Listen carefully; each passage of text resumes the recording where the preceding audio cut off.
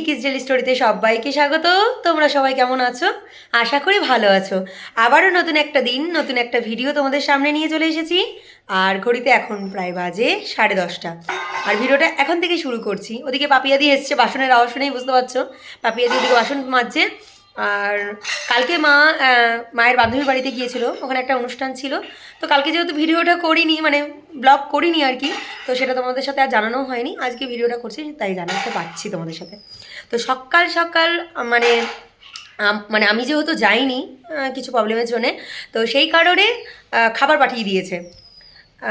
আর তোমার একটা কিসের অনুষ্ঠান ছিল? বাসন বাৎসরিকের একটা অনুষ্ঠান ছিল, তো সমস্ত খাবার আমার জন্য আবার পাঠিয়ে দিয়েছে। তো মাকে বললাম তাহলে খাবারগুলো নষ্ট হওয়ার থেকে একটু গরম গরম সকালবেলা ভাত করে দাও। তো মা সকাল সকাল ভাত করে দিয়েছে।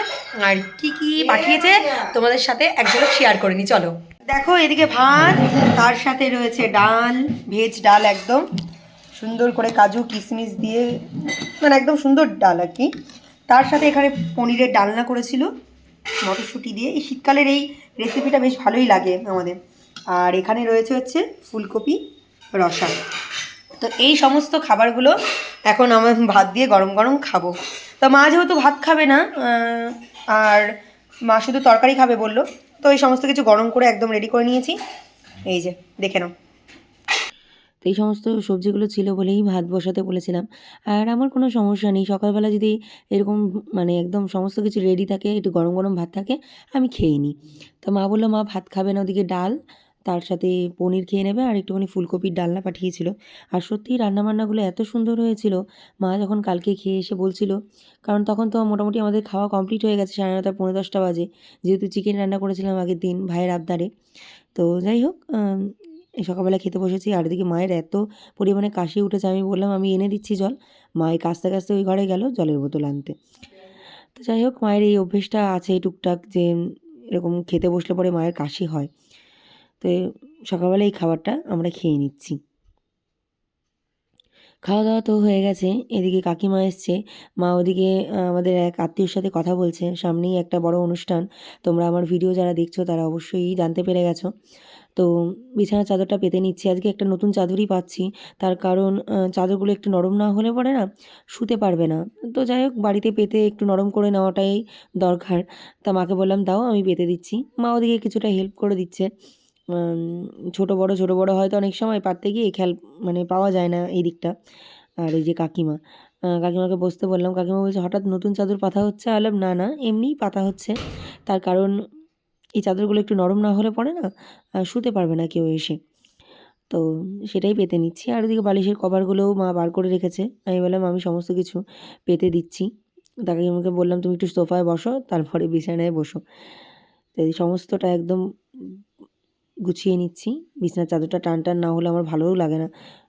এই নতুন চাদর পাতলে পরে না বিছানা টান টান থাকেও না, কারণ ভীষণ পরিমাণে স্লিপ কাটে। তো যাই হোক, পেতে তো নিতেই হবে। পাততে পাততেই বিছানার চাদরটা নরম হয় আর কি, একবারে তো আর কখনো নরম হয় না। এদিকে বালিশের ওয়্যারগুলোও পেতে নিচ্ছি। ওই দেখো, আমার সাথে কথা বলবে বলে মা ফোনটা দিল, এদিকে কথা বলছি আমি।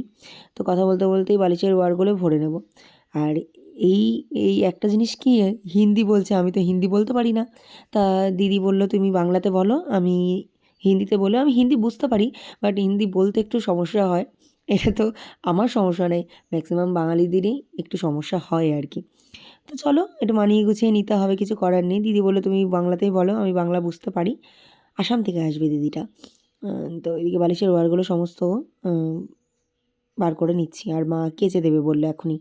বাইরে ভীষণ পরিমাণে রোদ রয়েছে, তো কাচাকাচি করে দেবে।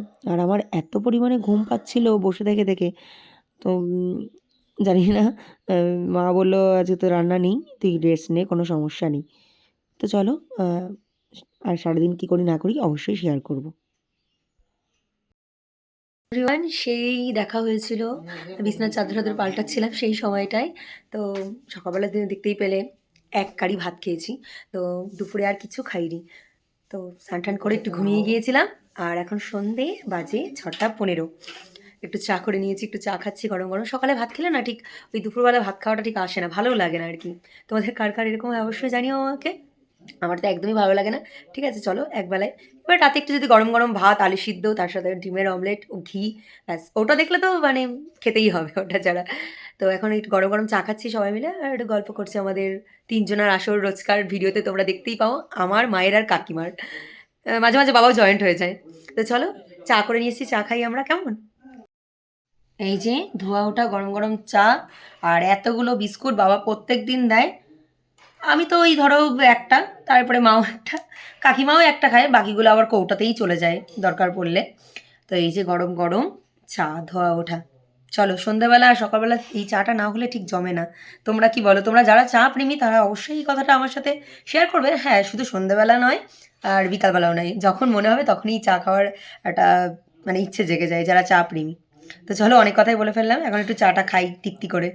প্রত্যেক দিনের মতন দেখো চা নিয়ে সন্ধ্যাবেলা চলে এলাম, আর ওদিকে মা সন্ধ্যা দিচ্ছে, মাকে কত করে ডাকছি এসো চা ঠান্ডা হয়ে যাবে। আমি না পেরে আমি আর কাকিমা বসে গেলাম চা খেতে, এদিকে কাকিমার সাথে গল্প করছি আর চা খাচ্ছি। মেয়েদের জীবনটা এটাই যে কিছুটা সময় বাপের বাড়ি কাটে, আবার কিছুটা সময় শ্বশুর বাড়ি কাটে। জীবনটা কেমন অদ্ভুত তাই না বলো? আর সবটাও কিভাবে চেঞ্জ হয়ে যায়। আম, যারা মেয়েদের জীবনটা বড়ই অদ্ভুত তাই না? তোমরা যারা এরকম লাইফ কাটাচ্ছ তোমরা অবশ্যই আমাকে জানিও। কারো কারো লাইফ চেঞ্জ হয়ে যায়, আবার কারো কারো চেঞ্জ হয়ও না। তো সেটা ডিপেন্ড করে বাড়ির লোকের ওপর। এভরিওয়ান, বহুদিন পর রান্নাঘরে এলাম আর এখন ঘড়িতে প্রায় বাজে 7:30। 7:30 নয়, ওই 8টা মতন বাজে হয়তো।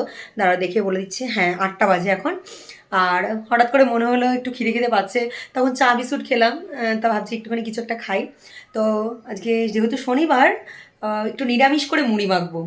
নিরামিষ করে মুড়ি মাখবো। কী দিয়ে মাখছি সেটা নয় মুখে পরে তোমাদেরকে ভয়েস ওভারে বলে দেবো। আর চলো এই যেখানে মুড়ি একটু গরম গরম ভাজতে বসিয়েছি, একদম গরম গরম মুড়ি একটু ভেজে নেব। তার সাথে কি দিয়ে মাখছি না মাখছি অবশ্যই তোমাদের সাথে শেয়ার করবো একটু হলেও, কেমন? তো হঠাৎ করেই মনে হলো, মানে চাটা খাওয়ার পরেই মোটামুটি আধ ঘন্টা বসে গল্প করছিলাম, মা ওদিকে সেলাই করছিল। তো মনে হলো একটু মুড়ি মাখি। তো মুড়িটা একটু গরম গরম, মানে মুড়ি মাখা খেতে ভীষণ ভালো লাগে। তার মধ্যে আজকে মা যেহেতু আজকে শনিবার তো সেরকম কিছু দেওয়া যাবে না। তো দেখা যাক কী কী দিয়ে মাখা যায়, অবশ্যই তোমাদের সাথে শেয়ার করব। আর অল্প একটু তো চানাচুর দিতেই হবে, মুড়ি মাখায় একটু চানাচুর না দিলে মুড়ি মাখাটা ঠিক জমেই না। আর তার সাথে আম তেল, আম তেলটা ঘরে নেই, ফুরিয়ে গেছে। এইবার ভাবছি জমিয়ে আম তেল বানাবো। মানে তোমাদের কার কার ভালো লাগে আম তেল দিয়ে মুড়ি মাখা খেতে অবশ্যই আমাকে জানিও তো। আমার তো ভীষণ ভালো লাগে, মানে আমি রাস্তাঘাটে দেখলেও আমি মুড়ি মাখা তো আমার মানে আমি খাবোই খাবো আর কি দেখতে পেলে। এদিকে দেখো মুড়ি মাখার জন্যে চানাচুর নিয়ে নিয়েছি, তার সাথে একটু ঝুরি ভাজা ছিল সেটাও নিয়েছি। আর নিয়েছি গাজর কুচি, তারপরে একটু মটরশুঁটি, কাঁচা লঙ্কা। যেহেতু আজকে মানে শনিবার বললাম তোমাদেরকে পেঁয়াজ দেওয়াই যাবে না, দিয়ে একদম জমিয়ে সর্ষের তেল দিয়ে মাখছি। তোমাদের কাছে বললাম যে আম তেল নেই, তো একটু সর্ষের তেল দিয়ে নিলাম, টেস্টটা অন্যরকমই লাগে। তার সাথে একটু চাট মশলা দিয়ে নিচ্ছি, আর যেটা না দিলে নয়, মানে অসম্পূর্ণ থেকে দেয়, সেটা হচ্ছে ধনেপাতা। এই ধনেপাতা দিলে পরে আলাদাই একটা সেন্ট পাওয়া যায়। এই শীতকালের ধনেপাতার সেন্টটা যেন অন্যরকম হয়, আর সারা বছর যেন কীরকম একটা ভালো লাগে না খেতে। ওই আর কি গন্ধের জন্য দেওয়া মাছের ঝোলে। সন্ধ্যাবেলা চা খাওয়ার পর আবার চলে এলাম মুড়ি মাখা নিয়ে। ওই যে মা সেলাই করতে ব্যস্ত, কাকিমাকে দিয়েছি মুড়ি মাখা আর আমরাও খাবো মুড়ি মাখা। তো চলো একদম গামলা ভর্তি করে মুড়ি নিয়ে বসে গেছি। জানি না রাতে কি খাবো, রোজ দিনই তাই হচ্ছে। সন্ধ্যাবেলা এমন ভারী কিছু খেয়ে নিচ্ছি যে রাতে আর মানে ডিনারটাই হচ্ছে না। তো দেখা যাক এখন কি করা যায়। এদিকে জমিয়ে মুড়ি মাখা খাওয়া চলছে, আর এদিকে আমার মাসির বড় মেয়ে ফোন করেছে। এই গল্প হচ্ছে, কি কেনাকাটি হচ্ছে না হচ্ছে এসব নিয়ে গল্প হচ্ছে। তো সারাদিনে একবার হলেও আমাকে ফোন করে, বেশ ভালোই লাগে, আমারও ভালো লাগে। ও যেহেতু একটা সংসারে যুক্ত হয়ে গেছে, সারাদিন পর টাইম পায় না, যখন টাইম পায় ফোন করে। এই যে তোমাদেরকে বললাম মেয়েদের জীবনটা বাপের বাড়িতে একরকম কাটে, শ্বশুর বাড়িতে একরকম কাটে।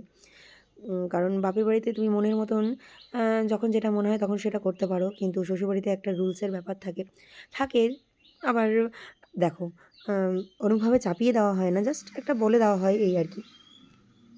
অনেক কথাই বলে ফেললাম, এখন মুড়িটা খাই। হ্যালো এভরিওয়ান, সন্ধ্যাবেলার পর আবারও চলে এলাম। এখন ঘড়িতে প্রায় বাজে রাত্রির 10টা। এই বসে গল্প টল্প করছিলাম, কাকিমা ছিল দেখতেই পেলে। তো এখন রাতের খাবার তো বানাতেই হবে। আর কি বানানো যায়, কি বানিয়ে। মা বললো মা আজকে ভাত খাবে না আর কি।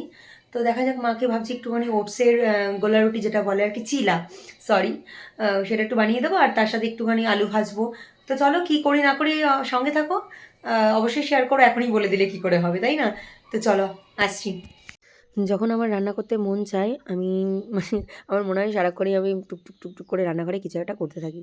তো যাই হোক, মা কী খাবে মায়ের কথা তো চিন্তা করতে হবে। আমার যেহেতু চিকেন রয়েছে, তো দেখা যাক, মা বলল যে একটুখানি ওটসের চিলা বানিয়ে দিতে। আর শুধুমাত্র চিলাটা তো শুধু খেতেই পারবে না, তো একটু ভাবছি আলু ভেজে দেবো গরম গরম। বেশ ভালো লাগে আলু ভাজা দিয়ে ওটসের চিলা খেতে, আমার তো ভীষণ ভালো লাগে। জানি মায়ের আলু খাওয়া বারণ, কারণ মায়ের যেহেতু ডায়াবেটিস রয়েছে। তো মাঝে মাঝে খেলে কিছুই হবে না।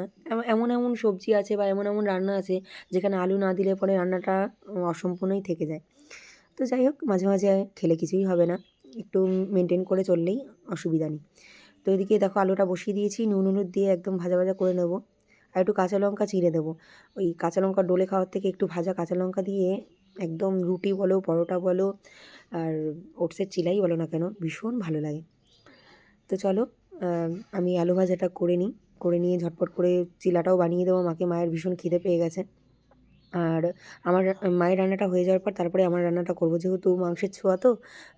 গ্যাসটা ধুয়ে নিয়ে তারপরে মায়ের রান্নাটা করলাম। তো চলো, রান্নাবান্না করি, দেখতে থাকো। আর কি করি না করি অবশ্যই শেয়ার করব, কেমন? এদিকে আলু ভাজাটা নামিয়ে আমি ওটসের চিলাটা বানিয়ে নিচ্ছি।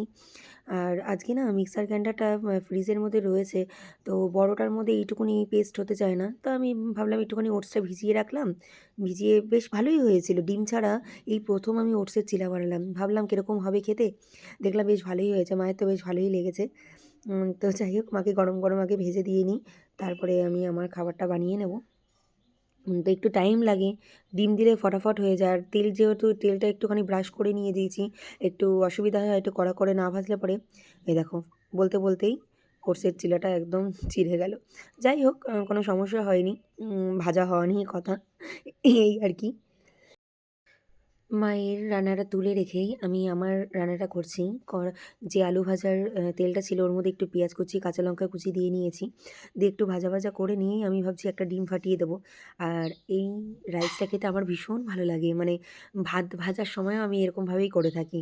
আর ভাত ভাজাতে অনেক কিছু দেয়, আলু, পেঁয়াজ, গাজর থাকলে গাজর, এগুলো নয়। আমি একটু ডিম ফ্রাই করে আর একটু কাঁচা লঙ্কা, পেঁয়াজ দিয়ে বেশ জমিয়ে একদম এই রান্নাটা করি আমি।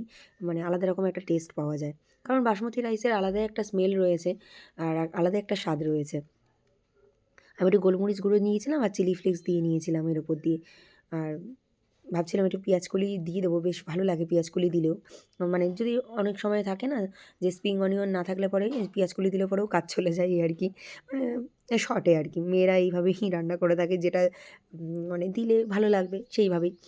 তো এই দেখো এইভাবেই করে নিচ্ছি। আর সামান্য একটু বাটার দিয়েছিলাম, বাটার দিলেও ভালো লাগে। মানে যত গুড় তত মিষ্টি, যে কথাটা আছে, মানে রান্নায় যত বেশি মশলাপাতি পড়বে তত বেশি রান্নাটা ভালো হবে, তাই না? আমার আর মায়ের খাবার বেড়ে নিয়ে চলে এসেছি। এদিকে চিকেন কষা, চিকেন কষা, মা তোমার ইয়েটা দেখাও। এটা আমি এগ ফ্রাইড রাইসই বলবো। আর মায়ের ওদিকে দেখো ওটসের চিলা, তার সাথে গরম গরম আলু ভাজা। এটাই হচ্ছে আজকে আমাদের রাতের খাবার। খুব ভালো লাগে এরকমভাবে খেতে আমাদের। খাচ্ছ? মাঝে মাঝে সবাই মিলে একসাথে খাওয়া দাওয়া করি, আবার মাঝে মাঝে ব্রেক হয়ে যায়। মানে কার কখন খিদে পায় বা কে কখন খাচ্ছে, এই আর কি। তো যাই হোক, আমার আর মায়ের রুটিনটা একদম ঠিকঠাক। আমি আর মা সবসময় একসাথেই খেয়ে থাকি। আমার ভালো লাগে না একা একা। যেদিন ধরো মা আগে খেয়ে নিল বা মা পরে খাবে ভাবছে, সেদিন আমার মানে খেতে ইচ্ছাও করে না, খেতে ভালোও লাগে না, এই আর কি। তো যাই হোক, চলো আমি আর মা একসাথে খাওয়া দাওয়া করি। মা বললো তুই কী করলি? আমি বললাম দেখো এই ডিম দিয়ে একটুখানি রাইসটা ই করলাম। মা বললো বাহ, দারুণ তো। আমি বললাম হ্যাঁ, এইভাবে করলেও ভালো হবে। শুধু রাইসের সাথে চিকেন না খেয়েও এইভাবে যদি একটা ডিম দিয়ে রাইসটাকে একটু ফ্রাই করে নেওয়া হয় না, আলাদাই একটা টেস্ট পাওয়া যায়। দেখো আমার মুখের এক্সপ্রেশন থেকে বুঝতেই পারছো, নিজের রান্না নিজে প্রশংসা করছি। তো নিজের রান্না নিজের প্রশংসা আগে, তারপরেই তো না। তো চলো আমরা খাওয়া দাওয়া করি, পরে আসছি, কেমন? গল্প করতে করতে খাওয়া দাওয়া আমাদের কমপ্লিট হয়ে গেল। আর তারপরে তো বিছানাটা করতে হবে। আমাদের বিস্কুট ওয়েট করছে, কারণ 10:30 বেজে গেলে পরেই ওর ঘুমানোর টাইম হয়ে যায়, ব্যাস তারপরে ওর পাগলামো শুরু হয়ে যায়। তো সেই ক্ষেত্রে বিছানাটা আগে করতে হয়। আর মশারি টাঙালে পরে ও ভীষণভাবে বুঝতে পারে যে এইবার দিদিরা ঘুমাবে। মানে যতক্ষণ মশারি না টাঙানো হবে ও ঠিক হা করে আমাদের খাটের দিকে তাকিয়ে বসে থাকে। জানি না ওদের মধ্যে কী রয়েছে, ওরা কীভাবে বুঝতে পারে আমি সেটাও জানি না। কিন্তু সত্যিই ওদের মধ্যে আলাদা একটা ব্যাপার, ওরাই সবথেকে বেশি বুঝতে পারে। মানে তুমি কখন কী করতে চাইছো বা কী করছো, ওরা মুখের দিকে হাঁ করে তাকিয়ে থাকলেই বুঝতে পারে। তো যাই হোক, রোজকার মতন মায়ের জায়গাটায় একটা চাদর পেতে নিলাম, মানে মায়ের শোয়ার জায়গাটায় একটা চাদর পেতে নিলাম। মা এটা বলে যে সারাদিন যে চাদরটা পাতা থাকে সেই চাদরে নাকি ঘুমালে মায়ের ঘুম আসে না। এটা অনেকেরই একটা মানে অভ্যেস থাকে আর কি। এটা ব্যাড না গুড হ্যাবিট সেটা আমি বলতে পারবো না, বাট থাকে অনেকের এই হ্যাবিটটা। তো মশারি টাঙিয়ে নিতে হবে। এই তো গরমকাল আসতে শুরু করলো, এরপর আর মশারি টাঙানো যাবে না। মানে গরমকালে তো মশারি একদমই টাঙানো যায় না। যতই হোক না কেন ফ্যানের হাওয়া তো ঢুকতে চায় না। খুব বেশি গরম পড়লে পরে টাঙাই না আর কি। হ্যালো এভরিওয়ান, দেখতেই পেলে যে রাতের খাওয়া দাওয়া কমপ্লিট আর বিছানাও একদম কমপ্লিট। তো এখন শুতে হবে, ঘড়িতে এখন 11টা বাজে, অনেকটা লেট হয়ে গেছে অনেকটা। তো জাস্ট একটু শুয়ে শুয়ে একটু ফোনটা ঘাঁটি, সবার অনেকের ভিডিও দেখি তো ভালো লাগে বেশ আমার। তো আজকের মতন ভিডিওটা এখানেই শেষ করছি। ভালো লাগলে লাইক কমেন্ট শেয়ার করবে, চ্যানেলটির পাশে থাকার জন্য অবশ্যই চ্যানেলটিকে সাবস্ক্রাইব করবে। আগামীকাল নতুন একটি ভিডিও নিয়ে চলে আসবো। ততক্ষণ তোমরা সুস্থ থেকো, ভালো থেকো। আজ আসি, টাটা।